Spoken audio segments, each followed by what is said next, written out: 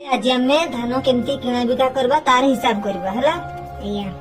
ताले एठी अछि जदी 1 क्विंटल धानर दाम होची 3100 टंका ताले 40 केजी धान रो दाम केते हेबो एया ताले हम हिसाब करबा ताले देख प्रथम हम की करबा 1 केजी धानर दाम बाहर करबा ताले 1 केजी धानर दाम केमती समान केमती हेबो 3100 युक्त 100 है पहले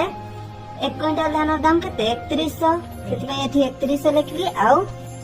100 केजी हेले जेकी ना 1 क्विंटल धान ही तो सेतमे मु एठी 100 लिखली हला बुझी परलो तापर देख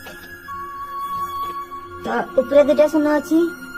तळे दुटा शून्य अछि कटी गला रहला किए खाली 31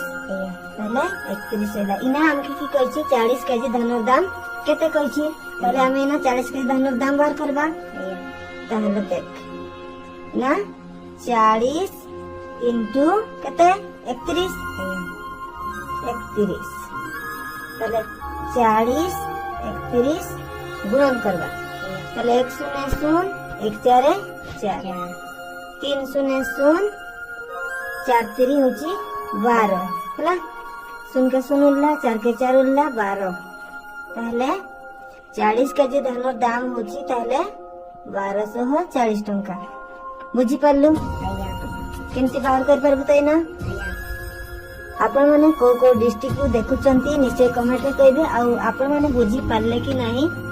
निश्चय कमेंट माध्यम रे लिखि कि जणाइबे।